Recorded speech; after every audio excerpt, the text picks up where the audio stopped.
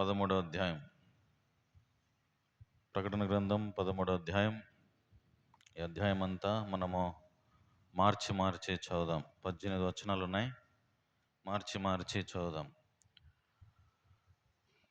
మరియు 10 కొమ్ములను 7 తలలను గల యొక్క క్రూర మృగము సముద్రముల నుండి పైకి వచ్చుట చూచితిని. దాని కొమ్ముల మీద 10 కిరీటములను, దాని తలల మీద దేవదూషణకరమైన పేర్లును ఉండెను. ఆ మృగము చిరుతపులిని పోలి ఉండెను. దాని పాదములు ఎలుగు వంటి పాదములు వంటివి, దాని నోరు సింహపు నోరు వంటిది. దానికి ఆ ఘటసర్పము తన బలమును, తన సింహాసనమును, గొప్ప అధికారమునిచ్చెను. దాని తలలలో ఒక దానికి చావు దెబ్బ తగిలినట్టుండెను. అయితే ఆ చావు దెబ్బ మానిపోయాను గనుక భూజనులందరూ మృగం వెంట వెళ్ళుచు ఆశ్చర్యపడుచుండిరి. ఆ మృగమునకు అధికారం ఇచ్చినందున వారు ఘటసర్పమునకు నమస్కారము చేసిరి. మరియు వారు, ఈ మృగముతో సాటి ఎవడు, దానితో యుద్ధము చేయగలవాడెవడు అని చెప్పుకొనుచు ఆ మృగమునకు నమస్కారం చేసిరి. డంబపు మాటలను దేవదూషణలను పలుకు ఒక నోరు దానికి ఇవ్వబడెను. మరియు 42 నెలలు తన కార్యము జరుపున అధికారము దానికి ఏర్పాటాయెను. చుటకును ఆయన నామమును, ఆయన గుడారమును, పరలోక నివాసులను దూషించుటకును అది తన నోరు తెరిచెను. మరియు పరిశుద్ధులతో యుద్ధము చేయను, వారిని జయింపను దానికి అధికారం ఇవ్వబడెను. ప్రతి వంశము మీదను, ప్రతి జాతి, ప్రతి ప్రజ మీదను, ఆయా భాషలు మాట్లాడు వారి మీదను, ప్రతి జనము మీదను అధికారము దానికి ఇవ్వబడెను. ప్రతి మొదలుకొని వధింపబడి ఉన్న గొర్రెపిల్ల యొక్క జీవగ్రంథమున ఎవరి పేరు రాయబడలేదు వారు ఆ మృగమునకు నమస్కారం చేదురు. ఎవడైనాను చెవిగలవాడైతే వినుగాక. చదవండి. ఖడ్గం చేతి చంపిన వాడు ఖడ్గం చేతి చంపడం. ఈ విషయంలో పరిశుద్ధుల ఓర్పు విశ్వాసం కనబడు. మరియు భూమిలో నుండి మరి ఒక క్రూర మృగము పైకి వచ్చుట చూచితిని. గొర్రెపిల్ల కొమ్ము వంటి 2 కొమ్ములు దానికి ఉండెను. అది ఘట సర్పం వలె మాట్లాడుచుండెను.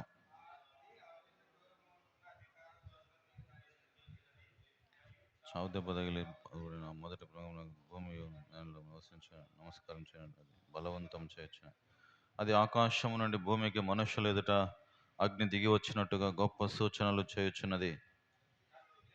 నీవు బ్రతుకైన ఏ క్రూర మృగమునకు ప్రతిమ అది భూనివాసులు చూపించు ఆ మృగం ఎదుట చేయుటకు తనకు ఇవ్వబడిన సూచనలను భూనివాసులు మోసపరుచున్నది. మరియు ఆ మృగము యొక్క ప్రతిమ మాట్లాడినట్లును, ఆ మృగము యొక్క ప్రతిమకు నమస్కారము చేయని వారిని హతము చేయనట్లును, ఆ మృగము యొక్క ప్రతిమకు ప్రాణమిచ్చుటకై దానికి అధికారం ఇవ్వబడెను.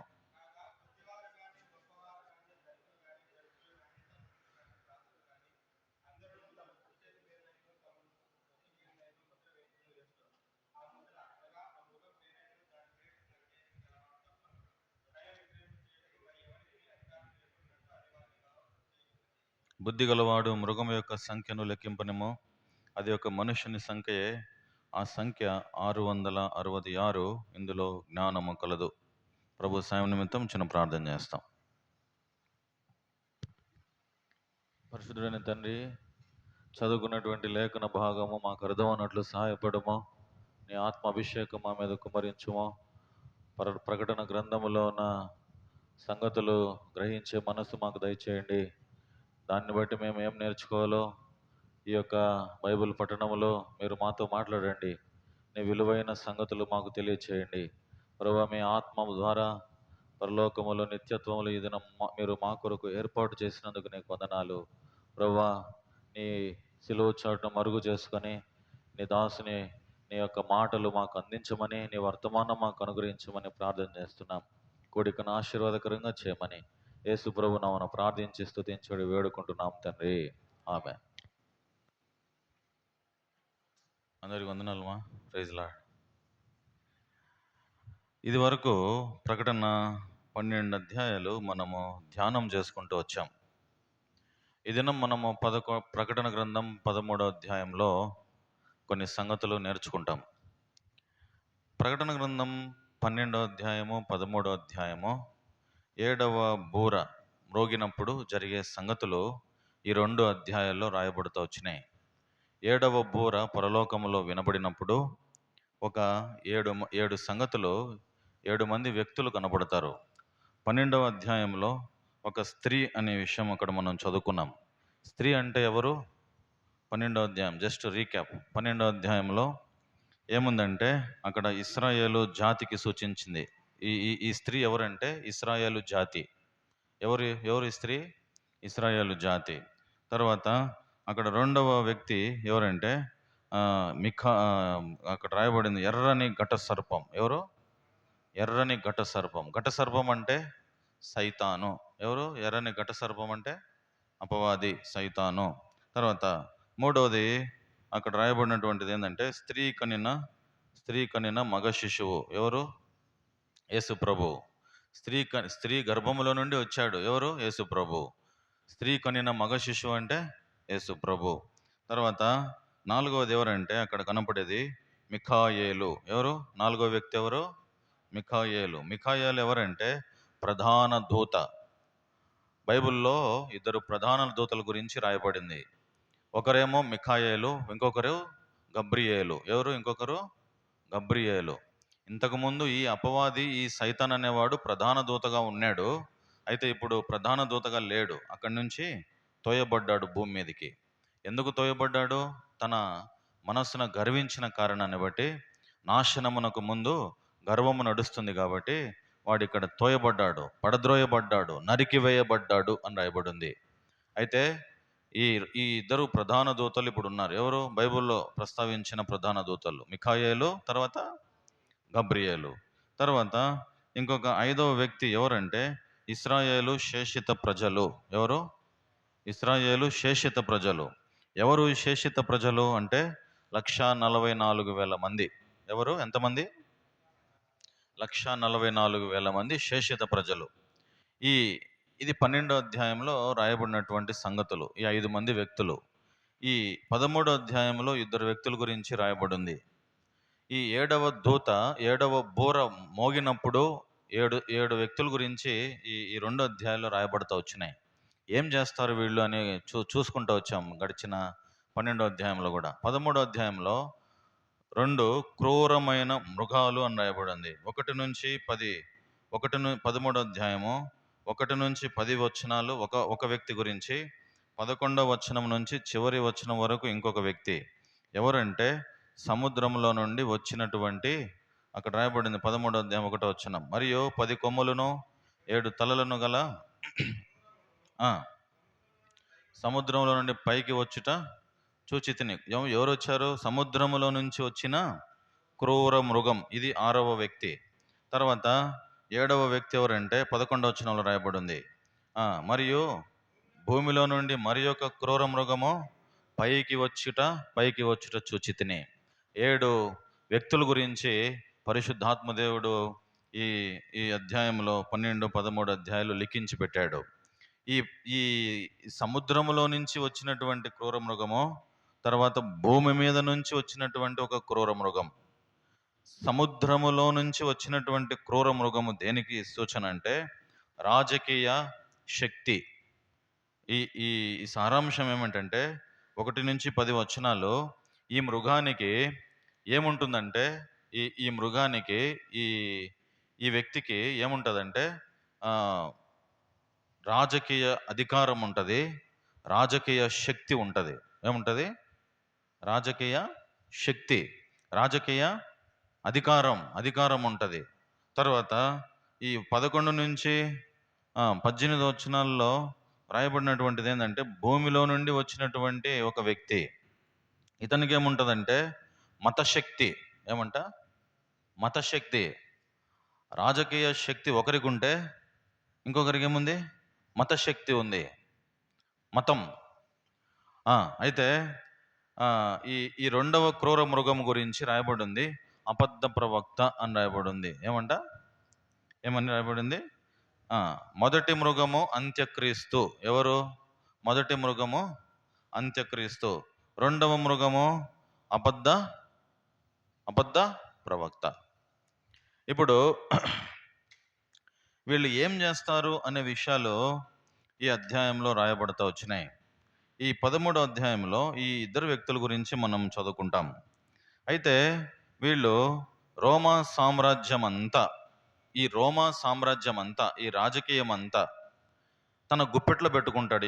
ఈ మొదటి మృగం ఎవరు? వీడు ఎక్కడి నుంచి వచ్చాడు? సముద్రంలో నుంచి వచ్చాడు. ఏకతాటి కింద తీసుకొస్తాడనమాట. ప్రజలందరినీ పోగు చేసుకుంటాడు.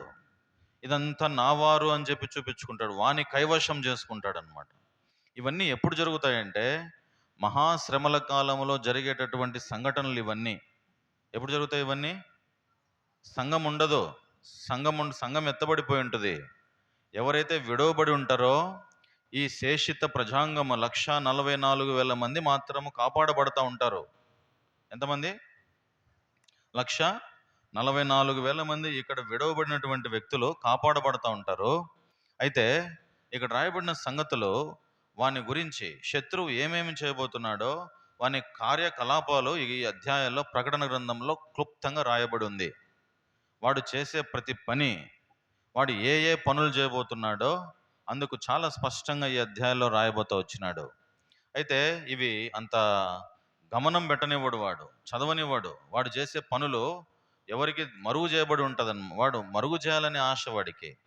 వాని సంగతులు వాడికి చెప్పుకోడు.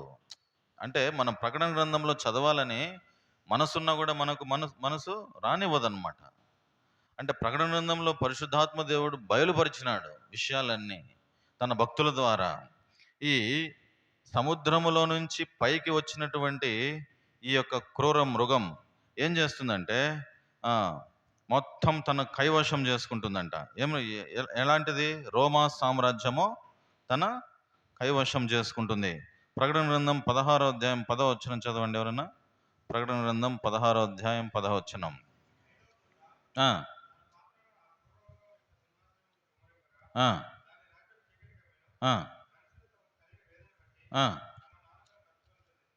ఏమవుతుందంటే ఈ యొక్క 16వ అధ్యాయం 10వ వచనము, ఆ దూత ఎవరో కాదు, ఆ క్రూర మృగం ఇదే. సముద్రంలో నుంచి వచ్చిన దూత అంత్యక్రీస్తు. 5వ దూత తన పాత్రను ఆ క్రూర మృగం యొక్క సింహాసనం మీద కుమ్మరింపగా దాని రాజ్యం ఏమైపోయింది? చీకటి కమ్మింది. చీకటి వచ్చేసింది. చీకటి రాజ్యం అయిపోయింది. తర్వాత మనుషులు తమకు కలిగిన వేదనను బట్టి కాబట్టి తన రాజ్యం నిలవదు. ఒక మాటలో చెప్పాలంటే 3 సంగతులు రాయబడినాయి ఈ అధ్యాయంలో. యుద్ధం. వాడు ఏం చేస్తాడంటే మృగ ఆరాధన అనేది ఉంది ఈ అధ్యాయంలో. రెండవ మృగం ఏం చేస్తుందంటే, మొదటి మృగం ఏం చేస్తుందంటే ఈ సామ్రాజ్యం అంతా తన గుప్పెట్లో పెట్టుకోవాలని కైవశం చేసుకుంటది. రెండవ మృగం ఏం చేస్తుందంటే హేయ వస్తువు తీసుకుపోయి ఒక పరిశుద్ధాలయంలో నిలబెడుతుంది. హేయ వస్తువు అంటే ఒక ప్రతిమ చేస్తుంది. ఆ ప్రతిమను తీసుకుపోయి పరిశుద్ధాలయంలో పందిని తీసుకొని పోయి ఒక పరిశుద్ధాలయంలో నిలబెడుతుంది అనమాట. అది దేవునికి నచ్చదు. ప్రతిమ అంటేనే దేవునికి నచ్చదు. ప్రతిమ అంటేనే, విగ్రహం అంటేనే దేవునికి నచ్చదు. అలాంటిది తీసుకొని పోయి వాడు నిలబెడతాడనమాట. అది నచ్చదు దేవునికి. విగ్రహ ఆరాధన అనేది ఈ అధ్యాయంలో కనపడుతుంది. రెండవ మృగం చేసేది. తర్వాత యుద్ధము. తర్వాత మూడవది ఐశ్వర్యం కల్పించాలని చూస్తాడు. 16, 17, 18 వచనాల్లో ఆ మాటలు రాయబడినాయి. అయితే ఇప్పుడు ఈ మొదటి మృగము, ఈ అంత్యక్రీస్తు, మొదటి యోహాను, ఎలా మనం అంత్యక్రీస్తును గుర్తించాలి అనే విషయాలు, ఎప్పుడు మనం అతన్ని గుర్తించవచ్చు అనే మాటకు వస్తే, అంత్యక్రీస్తు చేసే పనులు ఎట్లా ఉంటాయి, అతను చేసేటటువంటి కార్యకలాపాలు ఎట్లా ఉంటాయి అనేటటువంటి మనం గమనిస్తే, మొదటి యోహాను పత్రిక 2వ అధ్యాయము 22వ వచనంలో ఒక మాట రాయబడి ఉంది. మొదటి యోహాను పత్రిక 2వ అధ్యాయం 22వ వచనం చదవండి ఎవరన్నా. మొదటి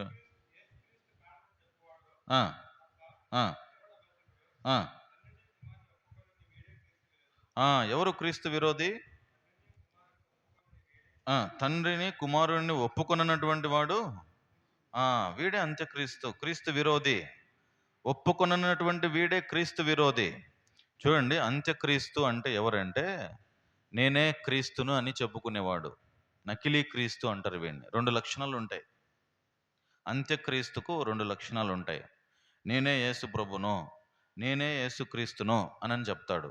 వాడు నకిలీ క్రీస్తు అంటారు వాడిని. అర్థమవుతుందా? ఇది మొట్టమొదటి లక్షణం. తర్వాత రెండవ లక్షణం ఏముంటుందంటే, ఇతనికి వ్యతిరేకమైనటువంటి క్రీస్తు చేసే పనులు వీడు చేయడు. వ్యతిరేకమైనటువంటి పనులు చేస్తూ ఉంటాడు వీడు. అర్థమవుతుందా? రెండు లక్షణాలు ఉంటాయి ఇతనికి. దాని ద్వారా గుర్తించవచ్చు. అంత్యక్రీస్తు ఎట్లా ఉంటాడంటే, నకిలీ క్రీస్తు, నేనే క్రీస్తునని చాటించుకుంటాడు. తర్వాత రెండో విషయము, క్రీస్తు చేయనటువంటి విషయాలు వీడు చేస్తాడు, వ్యతిరేకమైన క్రియలు చేస్తూ ఉంటాడు. ఎప్పుడు గుర్తించవచ్చు అతన్ని అంటే, ఇక్కడ రాయబడినటువంటి మాట ఏముంది అక్కడ, తండ్రిని కుమారుని ఒప్పుకొనని వీడే క్రీస్తు విరోధి అని రాయబడి ఉంది. 1 యోహాను పత్రిక 2వ అధ్యాయం 18వ వచనంలో ఒక మాట రాయబడి ఉంది పైనే. ఇది కడవరి గడియ, క్రీస్తు విరోధి వచ్చునని వింటిరి కదా, ఇప్పుడును అనేకులైన క్రీస్తు విరోధులు బయలుదేరి ఉన్నారు. ఇది కడవరి గడియ అని దీని చేత తెలుసుకొనుచున్నాం. మనం ఎట్లున్నామంటే చివరి గడియలో ఉన్నాం. ఇప్పుడు మనము ఇక్కడికి వచ్చాం, ఏం నేర్చుకోబోతున్నామంటే మనము చివరి దశలో ఉన్నాం. ఇంకా సమయం లేదు. చివరి గడియ అంటే ఇంకా సమయం ఉందని అర్థమా? ఇంకా సమయము లేదని అర్థం. చివరి గడియ. ఈ గడియ దాటిపోతే మళ్ళీ మనం రొమ్ములు బాదుకున్నా కూడా ఉపయోగం లేదు. ప్రభా, నాకు ఇంకొక తరుణమే ప్రభా, నేను పోయి నా ఇంటిని చక్కపరుచుకొని వస్తానన్నా కూడా సమయం లేదు. సంఘం ఎత్తబడిపోయిన తర్వాత ఆ శ్రమలు చెప్పుకోలేనటువంటి శ్రమలు. ఒక మిడత కుడితే ఎంత బాధ ఉంటుందో అంత బాధ ఉంటుందని రాయబడి ఉంది. ఎట్లుంటుందంట? ఒక మిడత కుడితే తేలు కుట్టినట్టు ఉంటుందంట. తేలు ఎంత సలుపు ఉంటుంది? అంతకంటే ఘోరమైన మహాశ్రమ దినాలు అవన్నీ. అయితే ఈ క్రీస్తు విరోధి వచ్చినప్పుడు, అంత్యక్రీస్తు వచ్చినప్పుడు ఇంకా ఏం జరుగుతుందంటే, ఈ 1 యోహాను పత్రిక 4వ అధ్యాయము 1వ వచనం చూద్దాం. 1వ వచనం, ప్రియులారా, అనేకులైన అబద్ధ ప్రవక్తలు లోకంలోనికి బయలు వెళ్ళి వచ్చినారా లేదా? ఇప్పుడు లోకంలోనికి ఎంతమంది వచ్చినారు? అబద్ధ ప్రవక్తలు వచ్చినారా లేదా? ప్రతి ఆత్మను నమ్మక ఆయా ఆత్మలు దేవుని సంబంధమైనవో కావో పరీక్షించుడి. యేసు మళ్ళా 3వ వచనం, వచ్చనని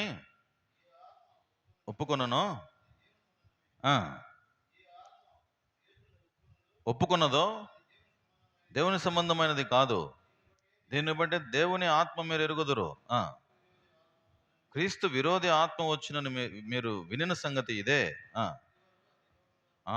లోకంలోనే ఉంది, అది ఎక్కడ లేదు, లోకంలోనే ఉంది. అతని గురించి రాయబడి ఉంది. ఈ అంత్యక్రీస్తు గురించి రాయబడి ఉంది, ఒక పేరు రాయబడి ఉంది.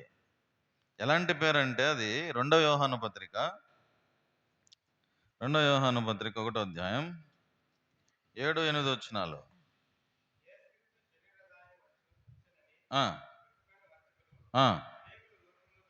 ఏం పేరు అంటే అతనికి? వంచకుడు. ఏం పేరు? వంచకుడు. ఏం చేస్తాడు? ఒప్పుకొనడు అని రాయబడి పైన, దాని ముందర. ఒప్పుకొనటువంటి వాడు, యేసుక్రీస్తు శరీరధారే వచ్చనని ఒప్పుకొనని వంచకులు అనేకులు లోకములో బయలుదేరి ఉన్నారు, నేనే క్రీస్తునని. తర్వాత 8వ వచనం, అట్టివాడే వంచకుడును క్రీస్తు విరోధి. ఎవరు క్రీస్తు విరోధి అంటే? ఎవరండి? క్రీస్తును ఒప్పుకొనటువంటి వాడు.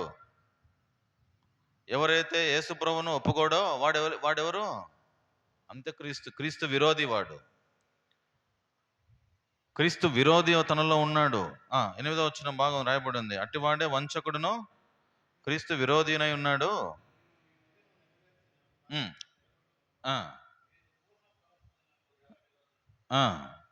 కాబట్టి చాలా చాలా మోసం చేస్తాడు. ఇతనికి ఉన్నటువంటి పేరు ఏంటంటే మోసగాడు, వంచకుడు.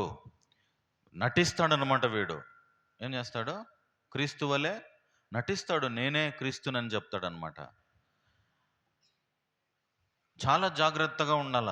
మొన్న ఒకడు బయలుదేరినాడు, చనిపోయినాడు, నేనే క్రీస్తునని చెప్పి టామ్ చేసుకున్నాడు. కొన్ని అద్భుతాలు కూడా చేసినాడు, నేనే క్రీస్తునని. అదంతా బూటకమైన అబద్ధాలు, అంతే. బూటకమైన మంత్రాలు అవన్నీ. ఈ అధ్యాయంలో కొన్ని సంగతులు రాయబడినాయి.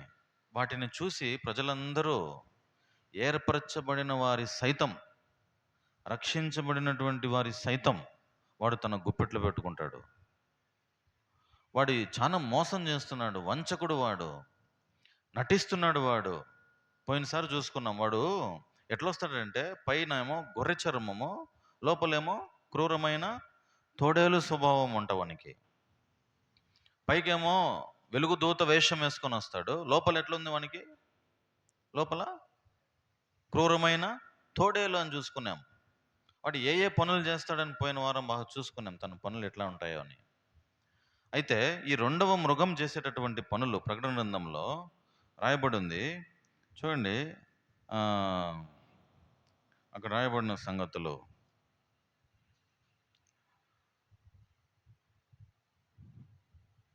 ప్రకటన గ్రంథం 13వ అధ్యాయం 16, 17 వచనాలు.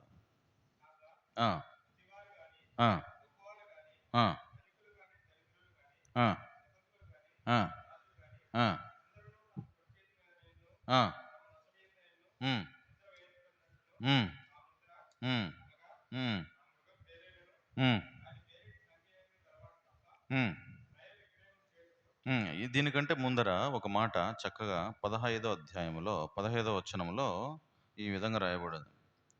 14 కూడా చదువుదాం నేను.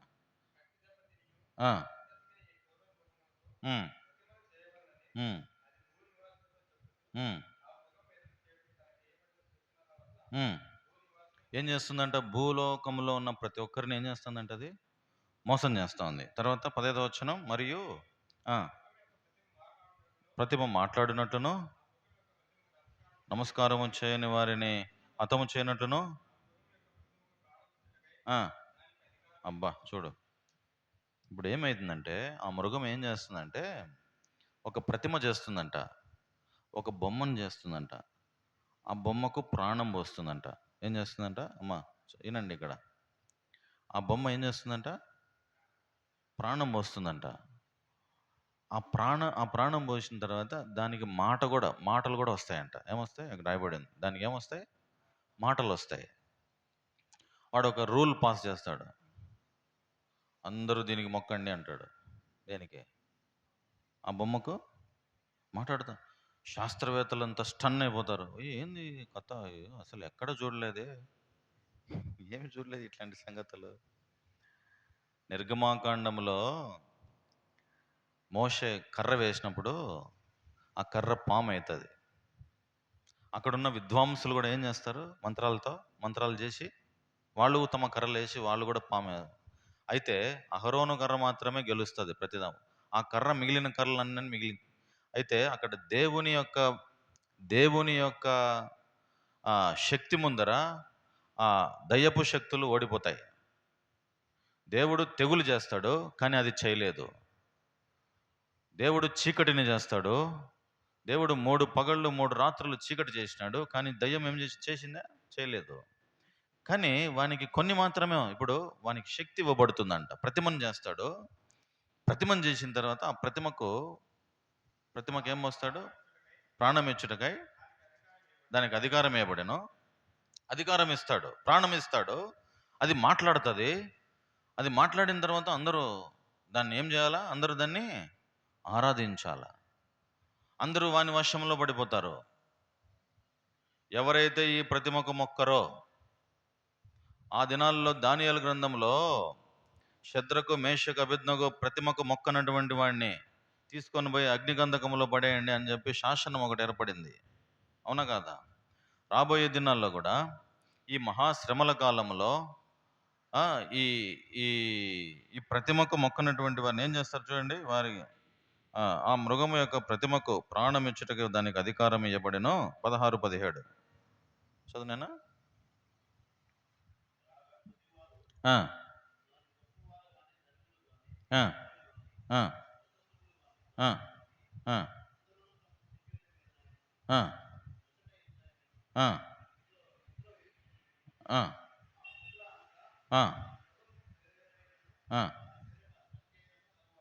తప్ప క్రయ విక్రయములు చేయుటకు మరి ఎవరికి అధికారం లేకున్నట్లు అది వారిని బలవంతము చేయుచున్నది.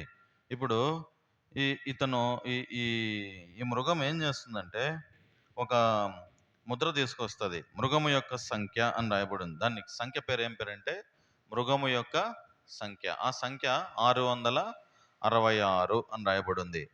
ఈ సంఖ్య ఎవరైతే వేసుకుంటారో వాళ్ళకు మాత్రమే రేషన్ బియ్యం దొరుకుతాయి. వాళ్ళకు మాత్రమే బియ్యం ఇస్తారు. వాళ్ళకు మాత్రమే లావాదేవీలు ఉంటాయి. హాస్పిటల్ పోవచ్చు, హాస్పిటల్లో వైద్యం చేయించుకోవచ్చు. మృగం సంఖ్య ఉందా, హాస్పిటల్కి రా, వైద్యం చేయించుకో, లేకపోతే నీకు ఔషధం లేదు, పో ఇంటికి పో, అంతే. ఇట్లాంటివన్నీ పెడతాడనమాట. నువ్వు అంగడి పోవాలన్నా కూడా ఆ మృగం ఉండాలి, ఆ మృగం సంఖ్య. ఆ సంఖ్య ఏమి అనేది రాయబడి 666. అది ఆ దినాల్లో రాబోతా ఉంది 666. అది నొసళ్ళ మీద, తర్వాత ఇంకా కుడి చేతి మీద పెడతారు. నిన్ను చూస్తేనే చాలు, అది స్కానరు. నీ బయోడేటా, నువ్వు ఏడబుట్టినావు, నీ బ్యాంకులో బ్యాలెన్స్ ఎంత, నువ్వు ఎన్ని సంవత్సరాలు ఉన్నాయి నీకు, ఈ రోజు వరకు నువ్వు ఎంతమందిని పెళ్లి చేసుకున్నావు అని కూడా చెప్తుంది కథ. అది ఏమిటంట? సైతాన్ సంఖ్య. అవును, మృగం సంఖ్య అది. అయితే ఆ సంఖ్య వేయించుకున్నటువంటి వారికి జీవగ్రంథంలో పేరు లేదు. ఎవరైతే ఆ సంఖ్య వేయించుకుంటారో వాళ్లకు జీవగ్రంథంలో పేరు లేదు. ఎవరైతే వేయించుకోకుండా నిష్ఠగా ఉంటారో వాళ్ళకు చాలా బాధ కలుగుతుంది. 3.5 సంవత్సరం చాలా బాధ ఉంటుంది. చచ్చిపోదామా అనుకున్నా కూడా ప్రాణం పోదు. ఇంక పోయి ప్రాణం తీసుకుందామా అనుకున్నా కూడా ప్రాణం పోదు. ఆ 3.5 సంవత్సరం అంత కఠినమైన దినాలు అవి. ఆ దినాలు రాకముందే కడవరి గడియ ఇదే, మేలుకో ఇప్పుడే విశ్వాసి అని చెప్పి చెప్పడం. ఓ విశ్వాసి, ఇప్పుడే మేలుకో, ఆ దినం రాకముందే యేసు ప్రభు రాబోతున్నాడు, త్వరగా నువ్వు ఇప్పుడే నిద్ర మేలుకొని, పగటి సంబంధుల వలె చీకటి సంబంధులు కాక, రాత్రి అందు పడుకొని మత్తుడవై నిద్రపోక మెలకువగలిగి, పగటి సంబంధుల వలె దేవుని అందు నువ్వు రోషం కలిగి బ్రతుకు అని చెప్పడం. యేసు ప్రభు రాబోతున్నాడు త్వరగా. సంఘము సిద్ధపరచబడిన సంఘము ఆయన కొరకు ఎదురు చూస్తూ ఉంది, పెళ్లి కుమారుని కోసము. ఎవరైతే వధువు సిద్ధపడిన వధువు ఆయన కోసం ఎదురు చూస్తూ ఉంది. ఎవరైతే సిద్ధంగా ఉన్నారో వాళ్ళని ఏం చేస్తాడు? దేవుడు తీసుకెళ్ళిపోతాడు. అక్కడ విందు జరుగుతూ ఉంటది. ఇక్కడేమో శ్రమలు, మహాశ్రమలు, చెప్పుకోలేని శ్రమలు అవి. ఈ అంత్యక్రీస్తు చేసే పనులు ఎట్లా ఉంటాయంటే, 2వ తెస్సలోనిక పత్రిక, అబద్ధ ప్రవక్త చేసే పనులు 2వ తెస్సలోనిక పత్రిక 2వ అధ్యాయం 3వ వచనం నుంచి చదువుదాం. 3 నుంచి 10 వచనాలు. 2వ తెస్సలోనిక పత్రిక 2వ అధ్యాయం 3 నుంచి. మొదట నేను చదువుతాను, మీరు 4 చదవండి, మార్చి. మొదట భ్రష్టత్వం సంభవించి నాశన పాత్రుడకు పాప పురుషుడు బయలుపరచబడితేనే గాని ఆ దినము రాదు. ఏది పూజింపబడునో ఎదిరించచ్చు, హెచ్చించుకొనొచ్చు, తన దేవుడినని తను కనపరుచుకొనొచ్చు, దేవుని ఆలయంలో కూర్చుండును గనుక ఎవడును మిమ్మను మోసపరచనీయకుడి. నేను ఇంకనూ మీ వద్ద ఉన్నప్పుడు ఈ సంగతులను మీతో చెప్పినది మీకు జ్ఞాపకము లేదా? వానిని అర్జించి ఏదది మీరు ఎరుగుదురు. ధర్మ విరోధ సంబంధమైన మర్మం ఎప్పటికే క్రియ చేయుచున్నది గాని, ఇది వరకు అడ్డగించుచున్నవాడు మధ్య నుండి తీసివేయబడి వరకే అడ్డగించును. నోటి ఊపిరి చేత వారిని సంహరించి తన ఆగమన నశించుచున్నవారు తాము రక్షింపబడుటకై సత్య విషయమైన ప్రేమను అవలంబింపకపోయారు గనుక, వాని రాక అబద్ధ విషయమైన సమస్త బలముతోనూ నానా విధములైన సూచక్రియలతోనూ మహత్కార్యములతోనూ దుర్నీతిని పుట్టించు సమస్త మోసముతోనూ. ఇక్కడంతా రాయబడిన వాడు ఏం చేసేస్తున్నాడు? ఇందుచేత సత్యమును నమ్మక దుర్నీతి యందు అభిలాష గల వారందరూ శిక్షావిధి పొందుటకై అబద్ధమును నమ్మునట్లు మోసము చేయు శక్తిని దేవుడు వారిని పంపుచున్నాడు. అప్పుడు సత్యమును నమ్మరు. బొమ్మకు ప్రాణం పోసేసే లోపల వాడు ఏం చేస్తాడు? అబ్బా ఏందో జరిగిపోయారా అని బొమ్మకే మొక్కుతాడు వాడు. వీని దగ్గర ఇంకా ఏం శక్తులు ఉన్నాయో, ఏం చేస్తాడో కమాండ్ చేస్తాడు. నేనే దేవుణ్ణి మొక్కు అంటాడు. ఏమవుతుంది అప్పుడు? నేనే దేవుడిని నమ్ముకుంటే ఆ? అట్లా అట్లా తన వశం చేసుకుంటాడు. మత మత రాజకీయం. రాజకీయం ఒక పక్క, రాజకీయ అధికారం ఒక పక్క మతం ఒక పక్క. ఈ అంత్యక్రీస్తు, క్రీస్తు విరోధి వీళ్ళు లేస్తారు. లేచినప్పుడు చాలా ఘోరంగా ఉంటుంది దినం ఆ దినం. మత్తయి సువార్త 24:24లో ఒక మాట రాయబడి ఉంది. చదవండి మత్తయి సువార్త 24:24.